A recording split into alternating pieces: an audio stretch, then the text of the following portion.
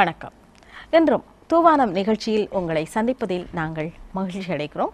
தூவானம் நிகழ்ச்சி பற்றிய உங்கள் அபிப்பிராயத்தையும் கூட நாங்கள் ஆர்வத்தோடு எதிர்பார்க்கிறோம். சரி, ஒரு நிகழ்ச்சிக்கு நாங்கள் அபிப்பிராயத்தை எதிர்பார்க்கிறோம்.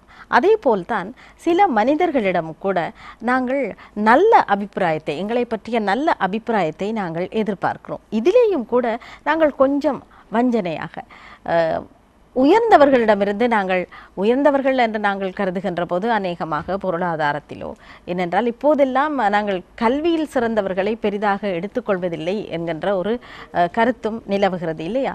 ஆக அந்த மாதிரியானவர்களிடமிருந்து நல்ல அபிப்பிராயத்தை எதிர்பார்க்கிறோம். சில சமயங்களில் பொருளாதார வளத்திலோ எதிலுமோ கொஞ்சம் குறைவாக இருப்பவர்களிடமிருந்து நாங்கள் எந்த அபிப்பிராயத்தையும் எதிர்பார்ப்பதில்லை. நாங்கள் யாரிடம் எந்த அபிப்பிராயத்தை எதிர்பார்த்தாலும் நாங்கள் அந்த அபிப்பிராயத்துக்கு உரியவராக, அதாவது நம்மை நாம் சிறிதளவாவது சிறந்தவர்களாக ஆக்கி கொண்டு நாங்கள் அபிப்பிராயத்தை எதிர்பார்க்க வேண்டும் என்று கூறிக்கொண்டு நாம் உங்களை அழைத்து செல்வது மொழி நடனம் பார்ப்பதற்கு.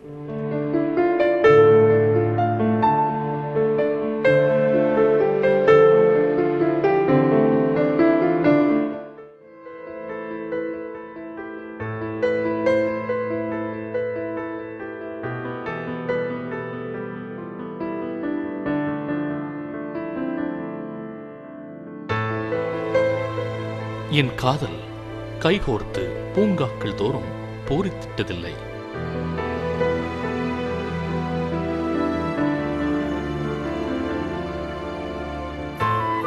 கடற்கரை மணலில் கால்கள் பதித்ததில்லை. காற்று வாங்கி காளார காதல் வளர்த்ததில்லை.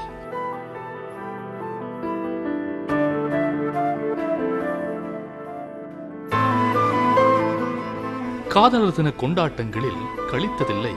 பரிசுகளால் பட்டை திட்டப்பட்டதில்லை.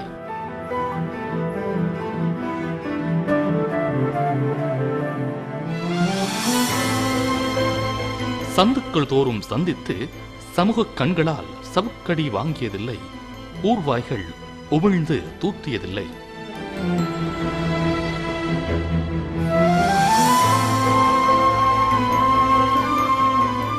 உயிருக்குள் சுமந்து உணர்வுகளை நேசித்து உள்ளத்தால் வளர்த்த உண்மை காதல் இது.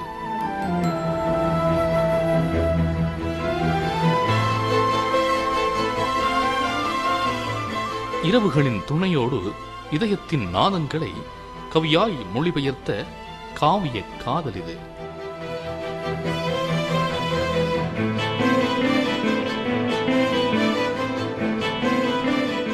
வீண் என்று சொல்வதற்கும் வீண் வார்த்தைகள் இதில் இல்லை. விளையாட்டாய் கோபித்து செல்லமாய் சண்டையிட்டு சமரசமான சாதாரண காதல் இல்லை.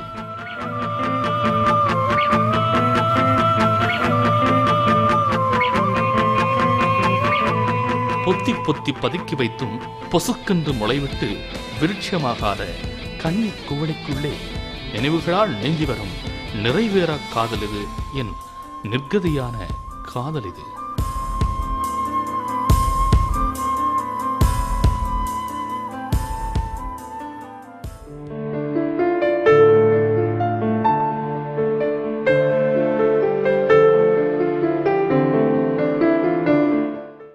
மொழி நடனத்தை வழி அனுப்பி வைத்துவிட்டு நாங்கள் அடுத்த அம்சத்துக்கு செல்வோம், ஒரு இடைவேளையை எடுத்துக்கொண்டு.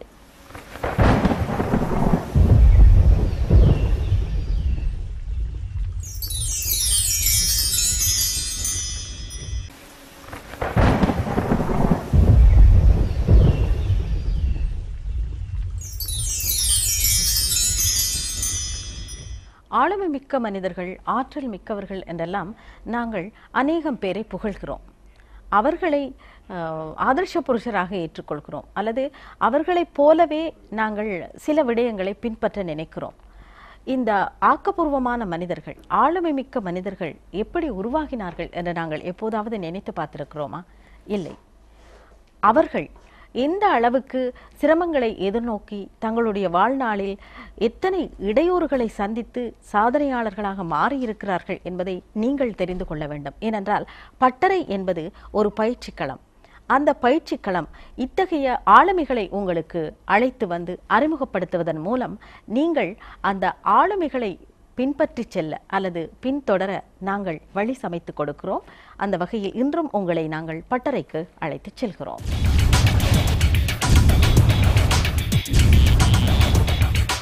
இன்று பட்டறைக்கு நாம் அழைத்து வந்திருக்கும் அதிதி பன்முக நூலாசிரியர், ஒரு எழுத்தாளர், அனிஸ்டஸ் ஜெயராஜா அவர்கள். இவர் ஒரு சாதனையாளரும் கூட. சரி, அவர் என்ன சாதனை செய்திருக்கிறார், இன்னும் என்ன சாதனைகளை செய்வதற்கு காத்து கொண்டிருக்கிறார் என்பதை நாம் அவரிடமே கேட்டு தெரிந்து கொள்வோம். வணக்கம் திரு அனிஸ்டஸ் ஜெயராஜா அவர்கள். வணக்கம். நீங்கள் ஒரு பன்னூல் ஆசிரியர் என்று நாங்கள் அறிமுகப்படுத்தி இருக்கிறோம். ஏற்கனவே நாங்கள் இந்த தூவானம் நிகழ்ச்சியிலே உங்களை எங்களுடைய நேயர்களுக்கு அல்லது ரசிகர்களுக்கு அறிமுகப்படுத்தி இருக்கிறோம். அவர்கள் உங்களது நூல்கள் சார்பாக தெரிந்து வைத்திருக்கிறார்கள் என்ற போதும் கூட நாங்கள் முதலிலே உங்கள் நூல்கள் பற்றி ஒரு கண்ணோட்டத்தை செலுத்திவிட்டு அப்புறம் உங்களுடைய சாதனைகளை பற்றி பேசலாம் இல்லையா? உங்களுடைய படைப்புகள் பற்றி சுமார் எத்தனை படைப்புகள் வெளிவந்திருக்கின்றன? இதுவரைக்கும் 28 நூல்கள் அளவில் எழுதியிருப்பதாக ஞாபகம். என்னுடைய முதலாவது படைப்பு செய்கூரா என்ற நாவல். அதை அடுத்து தொடர்ச்சியாக கடந்த ஒரு 25க்கு மேற்பட்ட வருடங்களாக எழுதி வருகின்றேன். இது தவிர உங்களுடைய ஏனைய படைப்புகள் வெளிவந்திருக்கின்றனவா, ஏனைய சஞ்சிகைகள், பத்திரிகைகளில்? அதில் உள்ள பிரச்சனை, நான் நீண்ட காலமாக எழுத்துத்துறையில் இருந்தோம். என்னுடைய படைப்புகள் நான் எதிர்பார்த்த ஊடகங்களில் வெளிவர இல்லை.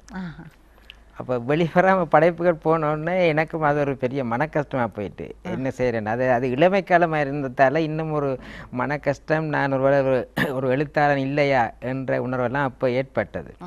அப்போ அந்த நேரத்தில் மூதூரில் வானான ராசரத்னம் இருந்தார்.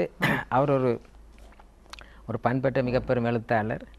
அப்போ எனக்கு அவரை கூட நெருங்கி கதைக்க பயமாக இருந்தது.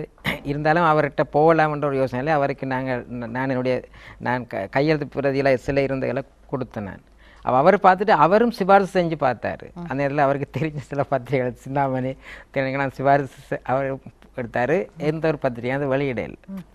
ஆகவே அதில் கடைசியான முடிவாக வந்தது, நானாக முயற்சித்து என்னுடைய படைப்புகள் ஏதாவது நூலெல்லாம் கொண்டு வந்தால் மட்டும்தான் இதில் வெல்லலாம் என்ற ஒரு முடிவுக்கு வந்தேன். சரி, நீங்கள் இப்போது சிந்தித்து பார்க்கிறீர்களா அல்லது சிந்தித்து பார்த்திருக்கிறீர்களா உங்களுடைய படைப்புகளுக்கு ஏன் இடம் கிடைக்காமல் போனது ஏனைய ஊடகங்களிலே? அது என்னன்னு எனக்கும் தெரியல. இந்த இப்போ பெருமளவுக்கு என்ன வரவேற்று எழுத சொல்கிறாங்க, ஆனால் நான் எழுதுறதில்லை. இப்போ இந்த ஊடகத்திலே தனியாக நான் என்னுடைய நூல்களாகவே படைப்புகளாக வெளிக்கொண்டுடுறேன். அது அதில் நாங்கள் ஒரு குறையாக சொல்லவே இல்லை. அது ஏன் அப்படி இருந்ததுன்றதுக்குரிய காரணம் எனக்கு என்னால் இப்போதைக்கு இன்னும் தெரியுதில்லை. திருகோணமலை புனித சூசியப்பர் கல்லூரியின் பழைய மாணவர், சிறுவயதிலிருந்து ஜனநாயகம், சோசியலிசம், மார்க்சிசம், லெனினிசம் என்று அத்தனைக்குள்ளும் புகுந்து வெளிவந்தவர். அதனால் தானோ உங்களுடைய இந்த படைப்புகள்? இல்லை, அப்படி என்று இல்லை. நான் கூடுதலாக அரசியல் சார்ந்த ஒரு எழுத்தாற்றல் உள்ள ஒருத்தர். அரசியல் சார்ந்து சொல்கிறதுக்கு சில நேரங்களில் வாழ்க்கையின் அனுபவங்கள், அதனுடைய வறட்சி நிலைகள், வறுமை நிலைகளும் காரணங்களாக வந்து அமையலாம். ஸோ அந்த தோற்றப்பாட்டுக்குள்ளே போய் ஒரு படிக்க வேணுமென்று வர நேரத்தில் எல்லாம் படிக்கப்படும். ஸோ அதில் எல்லாம் படிக்கப்பட்டிருக்கேன். அவர் அது குறிப்பாக அதை சொல்கிறன்றதுக்காக நான் அப்படித்தானேன்றது இல்லை. அநேகமான உங்களுடைய வெளிப்பாடு ஆக்கங்களில் அப்படி இருக்கின்ற போது சில சமயங்களில் தவிர்க்க முடியாத சூழ்நிலைகளில் அப்படி ஆக்கங்கள் பெரும்பாலும் இல்லை. நான் அப்படியான அடித்து நெருக்கி இது பண்ணுற ஆக்கங்களை கொண்டு வர்றதில்லை. என்றால் மக்களுக்கு நீங்கள் அப்படி கொடுக்கவே மேலாது. அதுவும் அந்த இலங்கையின் போக்கு, இலங்கையில் காணப்படுற நிலைமைகள் அப்படியான ஆக்கங்களில் தவிர்க்க வைக்குது. ஆகவே நீங்கள் ஒரு மென்னூலாக்கங்களாக எப்பயும் இருக்கலாம். ஆனால் அந்த மென்தன்மை கூடாக சில விஷயங்களை ஒரு புரிந்துணர்வாக சொல்ல பார்க்கறது தான் எழுத்தின் தன்மை. வேறு உங்களுடைய படைப்புகள் பற்றி பேசினோம். ஏற்கனவே நீங்கள் திருகோணமலையிலே நீங்கள் நிகழ்த்திய சாதனையை பற்றி பேச வேண்டும். ஏனென்றால் இலக்கியத்தோடு சம்பந்தப்பட்ட அந்த சாதனை, இலக்கியத்தை பொறுத்தவரையில் இத்தகைய சாதனை நிகழ்த்தப்படவில்லை என்பது அந்த சாதனையை நீங்கள் நிகழ்த்தி இருக்கிறீர்கள். இன்னும் ஒரு சாதனையை கூட நிகழ்த்துவதற்கு தயாராக இருக்கிறீர்கள். ஏற்கனவே நீங்கள் நிகழ்த்திய அந்த சாதனை பற்றி? அந்த சாதனை குறிப்பாக அது எதேச்சையாக எனக்குள் எழுந்த ஒரு எண்ண தோற்றப்பாடு. இப்போ நாங்கள் சாதாரணமாக மனுஷராக ஒருத்தரும் பிறக்கிறோம், வாழ்கிறோம், போகிறோம். அப்போ இடையில் நாம் என்ன செஞ்சோம் என்று தேடி பார்க்க நேரம் சில முயற்சிகள் சில நேரங்களில் சாதனைகளாக வரலாம். அது ஒரு சிறிய முயற்சிகள் தான். ஸோ அந்த வகையில் இதே செய்யாமல் என்னுடைய நண்பர் இருந்தார் திருவண்ணாமலையில், திருமலை நவம், ஒரு அதிபரும் ஓய்வு பெற்ற அதிபரும் சிரேஷ்ட ஊடகவியலாளர் திருமலை நவம் இருந்தார். நான் அவர்கிட்ட ஒருக்கா சொல்லி பார்த்தேன், இப்படி எனக்கு இப்படி ஒரு யோசனை ஒன்று இருக்குது, இந்த தொடர்ச்சியாக எழுத வேண்டும்னு சொல்லி. அது அந்த குறிப்பிட்ட ஒரு டாப்பிக்கில் எழுதலாம்னு நான் யோசிக்கிறேன்னு சொன்னேன். அப்போ டாபிக் என்னென்னு கேட்டார். அப்போ நான் சொன்னேன், இப்படி கரன்சி இல்லாத உலகம், அதாவது பண நோட்டு இல்லாத உலகம், அதை பற்றி தான் எழுதணும் யோசிக்க வேண்டும். அவர் சொன்னார், அது ஒரு நல்ல முயற்சி, நான் அதை நாங்கள் செய்யணும்னு சொன்னார். நான் அதை சொல்லி போட்டு வந்துட்டேன். நான் சும்மா காய்ச்சி போட்டு விட்டு வந்துட்டேன். அவர் என்ன செஞ்சார், அவர் அதை ஒரு செய்தியாக்கி வீரேசலில் போட்டுத்தார். இப்படி அனுசர் ஜெயராஜா ஒரு கின்னஸ் ரெக்கார்டு ஒன்றை செய்ய முற்பட்டிருக்காரு, இவர் இப்படி வேணும்னு சொல்லி அவர் விவரம் ஒன்று கொடுத்துட்டாரு. அவர் அந்த நியூஸ் வந்துட்டோன்னா அது எனக்கு ஒரு ப்ராப்ளம் ஆயிடுச்சு. அதுவே நான் இப்போ அதுக்குள்ளே என்ட்ராகித்தான் ஆகணும். அதுவும் நான் தொழில் ரீதியாக ரொம்ப பிஸியான ஒரு ஆள். அப்போ இது கொஞ்சம் கஷ்டம் வேணுச்சு. அவர் சொன்னார், தொழிலை பற்றி சொல்லுங்களேன். நான் தொழில் பரவலாக நான் செய்யாத தொழில் எதுவும் கிடையாது. இப்போ ஒரு அமைச்சருண்ட ஒரு இணைப்பு செயலாளராக இருக்கிறேன்.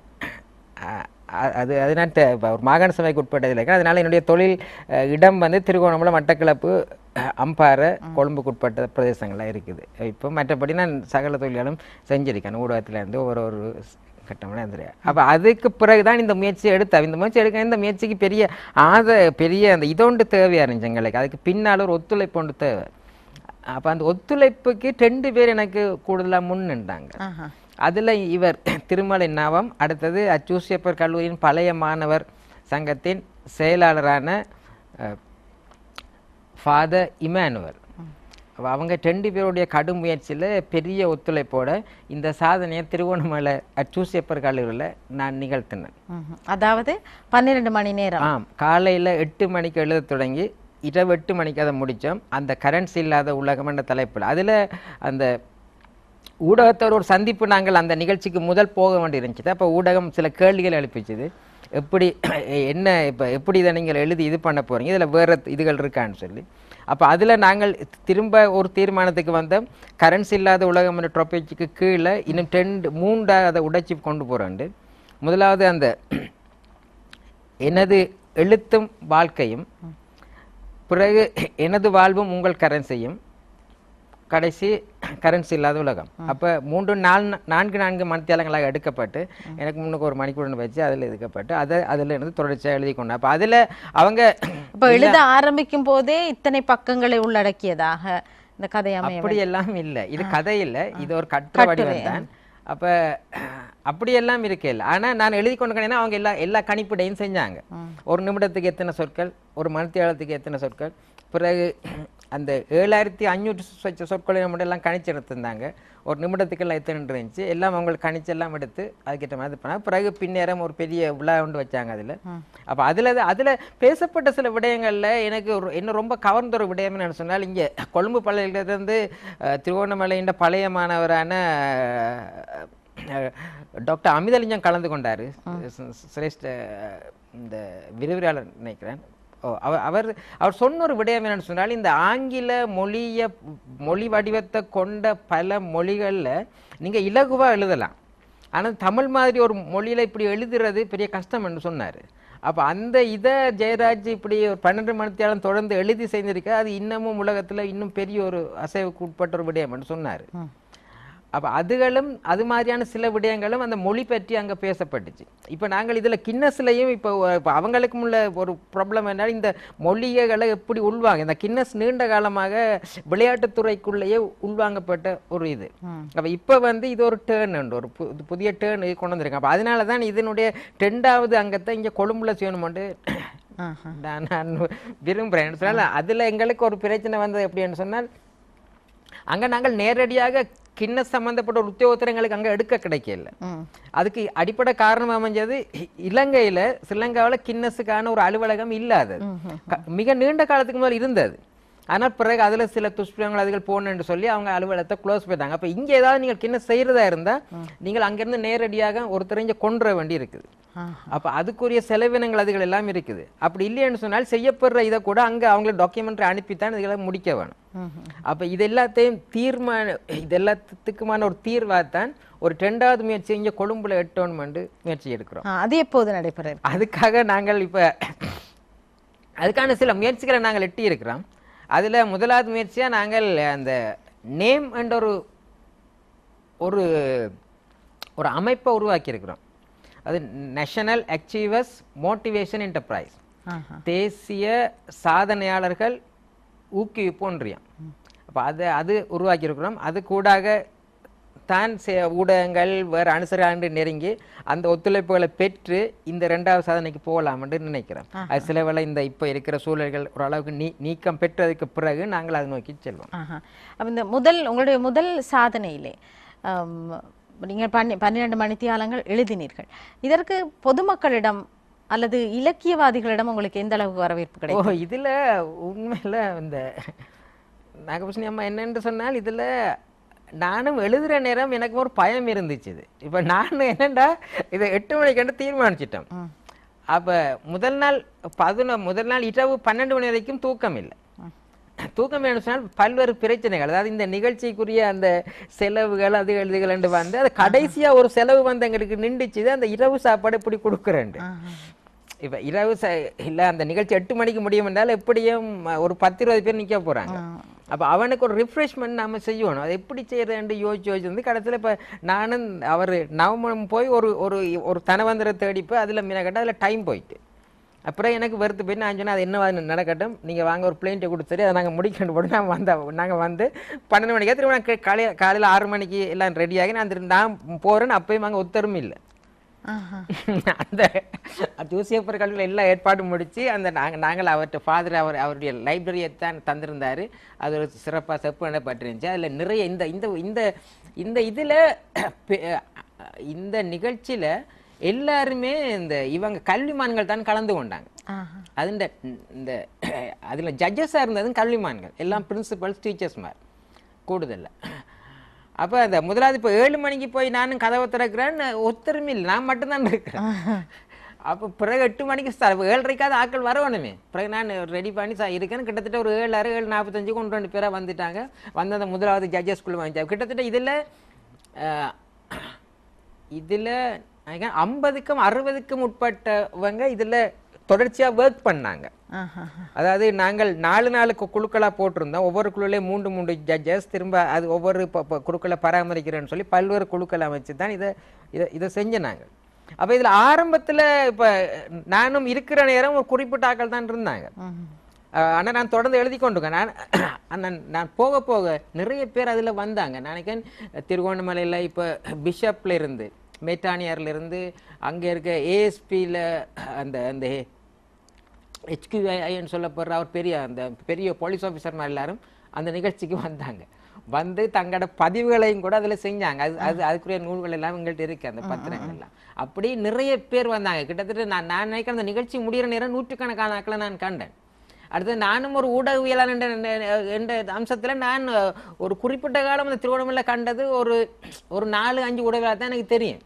ஆனால் அன்றைக்கு கண்டம் கிட்டத்தட்ட 20க்கும் மேற்பட்ட ஊடகவியலாளர் என்னை சுற்றி இருந்தாங்க.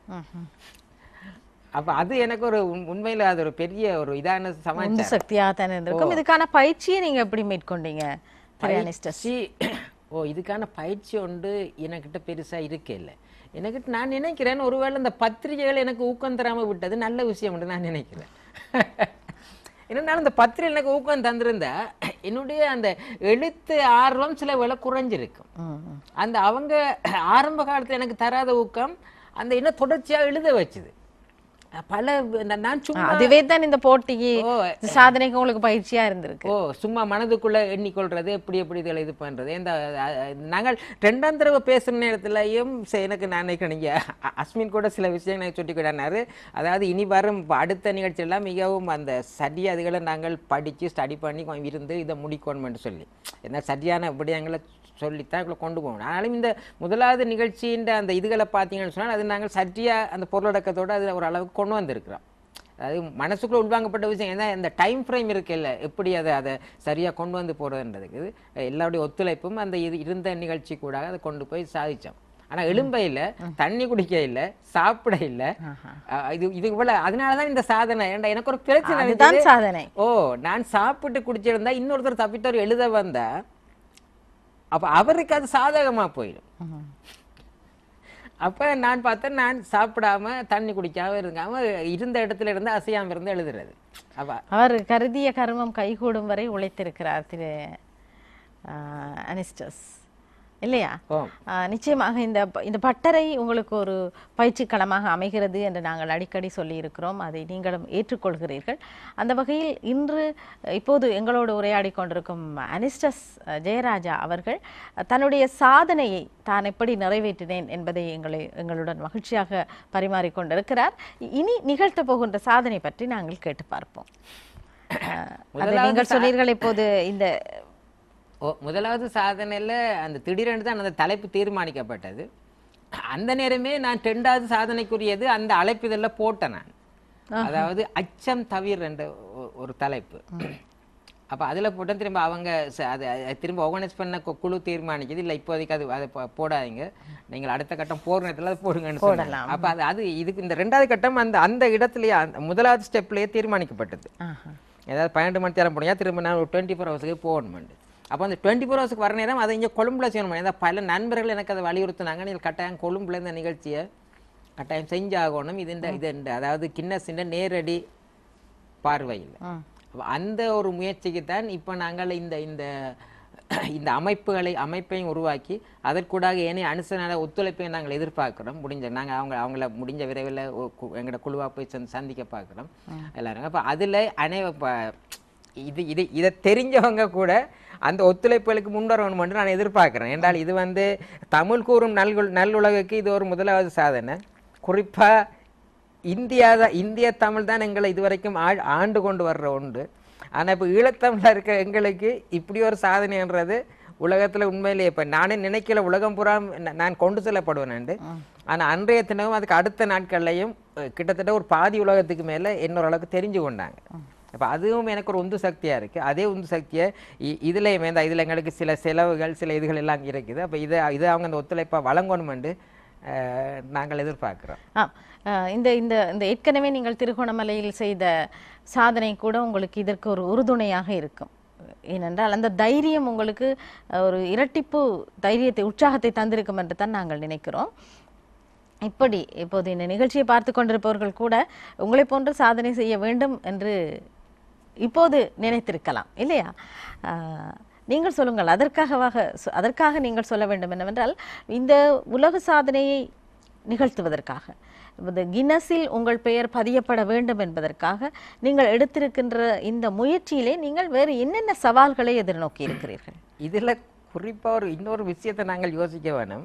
ஒரு சாதனையை நீங்கள் நிகழ்த்துனா நீங்கள் தனியை ஒன்றையும் செஞ்சுட்டு போவே இல்லாது. அது அப்படி செஞ்சுட்டு போய் அது சாதனைன்னு சொன்னால் அப்போ அதுக்கு பின்னால் ஒத்துழைச்சவன் எல்லாம் யாருன்ற ஒரு கேள்வி கொண்டு வரும். அது இந்த சாதனை நான் அங்கே அந்த நிகழ்ச்சியின் இறுதி கட்டத்தில் நடந்த அந்த விழாவில் நான் குறிப்பிட்ட ஒரு விடயம் என்றால், இது ஜெயராஜா செஞ்ச சாதனை இல்லை. இது நீங்கள் அனைவரும் ஒன்று திரண்டு ஜெயராஜாவுக்காக செய்யப்பட்ட சாதனை என்றால், இது ஒரு சமூக பெரும்பான்மைக்க இந்த சாதனைகளை நாங்கள் அப்படித்தான் பார்க்க வேணும். என்றால் ஒத்துழைப்பு இல்லாமல் நீங்கள் மனிதன் தனிதாக வாழ இல்லாது, மனிதனோட தீவு இல்லையே, ஒத்துழைப்பு அவசியம் எல்லாம் இருக்க வேணும். அப்போ இந்த ஒத்துழைப்பு எனக்கு ஒரு உண்மையில் நான் எதிர்பார்க்காத ஒரு ஒத்துழைப்பு சமூகம் எனக்கு பூர்ணமாக தந்தது. அதாவது திருவண்ணாமலை மாவட்டம் இன்னும் ஒரு காரணம் நான் எதிர்பார்த்தது, நான் ஒரு பிறந்த மண்ணாக இருக்கிறதால அவங்க எனக்கு அந்த வாய்ப்பை தருவாங்கன்னு நான் எதிர்பார்த்தேன். ஸோ அது அங்கே நடந்தது. அதே மாதிரியான ஒரு ஒத்துழைப்பு தான். இந்த சாதனைகளை மனிதர்கள் தனித்து செய்யறது கஷ்டம். சில சாதனைகள் இருக்கு, சில ஸ்போர்ட்ஸ் அதுகள் நீங்கள் அப்படி செய்யலாம். ஆனாலும் அங்கேயும் ஒரு ஒன்றித்த ஒத்துழைப்பு உங்களுக்கு அவசியம். அதாவது உங்களை கொண்டு போறது இது சில இப்போ வளர்ச்சி அடைந்த நாடுகளில் சாதனைகளுக்குரிய வசதி வாய்ப்புகள் கூடுதலாக இருக்கலாம். ஆனால் இப்படி இப்போ இலங்கை போன்ற இப்போ ஆசியன் நாடுகளில் இந்த இதுகள் மிக குறைவு. இதுல எல்லோருடைய ஒத்துழைப்பும் வர வேணும். ஆகவே நான் தான் சாதிச்சேன் நீங்க நினைக்க கூடாது.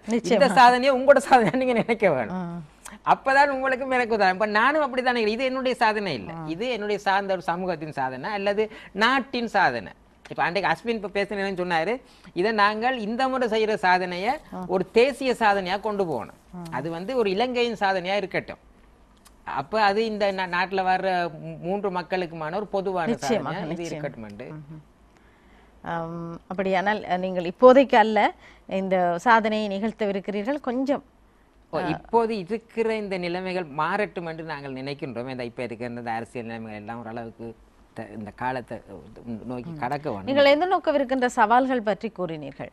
அது வேறு என்ன விடயங்களுக்கு நீங்கள் முகம் கொடுக்க வேண்டியிருக்கிறது செலவு தவிர்த்து? இப்போ நீங்கள் சொன்னீர்கள் 7 மணி வரைக்கும் நான் கதவை திறந்த போது யாருமே இருக்கவில்லை என்று. இதுல கொஞ்சம் மனத்தாங்கலை உங்களுக்கு ஏற்படுத்தி இருக்கும். அது எனக்கு ஒரு கஷ்டம்தான். இருந்தாலும் இப்ப எப்பயுமே நீங்க ஒன்றுக்கு காலடி எடுத்து வைக்கிற நேரத்துல ஏதாவது ஒன்றை நோக்கி நீங்க கால் எடுத்து வைக்கிறீங்கன்னு சொன்னால் அங்க தடைகளும் பிரச்சனைகளும் இருக்கத்தான் செய்யும். அதை எப்படி தாண்டலாம் என்ற ஒரு எண்ணப்பாடு உங்களுக்குள்ள வந்தாகணும். இல்லாட்டி நீங்கள் சாதனை ஒன்றை செய்ய இயலாது. அப்ப இப்ப இதுலயும் இப்ப எங்களுக்கு என்னன்னு சொன்னால், ஒன்று இந்த நிதி தேவைக்கு உட்பட்ட ஒரு விஷயம், ரெண்டாவது அந்த குறிப்பிட்ட இப்ப அது ஒரு உலக நிறுவனம், இந்த நிறுவனத்தோட தொடர்பாடல செய்யக்கூடிய இன்னொரு நிறுவனம் உண்டு இங்க நாங்கள் ஏற்பாடு பண்றது. அப்படி ஒன்றும் உங்களுக்கு இல்லை? இல்லை, இனித்தான் நாங்கள் அப்படியான ஒரு ஏனென்றால் நீங்கள் சொன்னீர்கள் இந்த கின்னஸ் உலக சாதனைக்கு தெரிவிக்கிற அளவுக்கு அங்கே எந்த நிறுவனமோ அல்லது குழுவோ இல்லை என்று. அப்படி நீங்கள் செய்தது கின்னஸுக்கு எப்படி அறிவிக்கப்பட்டது? நாங்கள் இப்போ கின்னஸ் பொதுவாக இப்போ நீங்கள் ஆசியன் கண்ட்ரியில் பார்த்தீங்க என்றால் கின்னஸுக்குரிய அலுவலகம் இல்லை. இலங்கையில் இருந்துச்சு. இங்கே இலங்கையில் ஒரு 6-7 வருஷத்துக்கு முதல் இருந்து அது இந்த பிரச்சனையால மூடப்பட்டது. இல்லை, அதுதான் இந்த நிலைமையில் எப்படி நீங்கள் அவர்களுக்கு அறிய தந்தீர்கள்? இப்போ இதில் இப்போ இதுக்கு அடுத்த அலுவலகம் எங்கன்னு பார்த்தா மும்பையில் தான் இருக்கு. அப்போ மும்பையோட நான் இந்த ஆரம்ப கட்டத்தில் நான் மட்டும்தான் இருந்தேன். தொடர்புகளை நெட்டு கூட ஏற்படுத்தி பார்த்தா அவங்களோட தகவல் பரிமாற்றம் மிக குறைவாக இருந்துச்சு. பிறகு நாங்கள் லண்டன் அவங்களோட பெரிய ஆஃபீஸோடு தான் நெட்டு கூட போனது. போனால் அவங்க ஒவ்வொரு கேட்டு ஒவ்வொன்றும் போய்கொண்டே அவங்கள்ட்ட அதுக்குள்ள விவரங்கள் தந்து கொண்டே இருக்கிறாங்க. அப்போ அதில் தந்து கொண்டு வந்தால் அவங்களோட ஒரு முக்கியமான ஒரு இது வந்து ஒரு எப்பயுமே ஒரு கின்ன சாதனை நிகழ்த்துற நேரத்தில் நீங்கள் அவங்களோட ஒரு அங்கத்தவராக இணைய வேண்டிய ஒரு இது ஒன்று இருக்குது. அப்போ அந்த இணைவுக்கான சில கட்டணங்கள், அந்த இணைவை எப்படி ஏற்படுத்துறது, சரி அப்படியே அந்த கட்டணத்தை செய்யறதா இருந்தாலும் அதை அந்த உறுதிப்படுத்தல எப்படி செய்யறதுன்றதெல்லாம் ஒரு பிரச்சனையா இருந்துச்சு. ஆனாலும் என்னுடைய நோக்கம் வந்து ஏதாவது ஒரு ஸ்டெப்பை இப்போ ஆரம்பித்த ஒரு ஸ்டெப்பை எடுத்து வச்சிட வேணும். அட்லீஸ்ட் நான் ஒரு ஐடென்டிஃபிகேஷனை கொடுத்தாக வேணும். இப்போ ஜெயராஜன்டா அவர் இப்படி அவரால் இதை செய்ய முடியும் என்ற ஒரு ஐடென்டிஃபிகேஷனை கொடுக்க வேண்டிய ஒரு கட்டாயமே நிச்சயமாக. அப்போ அதனால அதையும் சேர்த்து தான். என்றால் வீரகேசரில் இந்த செய்தியை நவமன்னன் எடுத்த உடனே பிறகு அதுக்கு பிறகு நான் திரும்ப அதுக்கு அடுத்த நாட்களில் பார்க்குறேன் எல்லா பத்திரிகைகளும் அதை ஃபாலோ அப் பண்ணிட்டாங்க.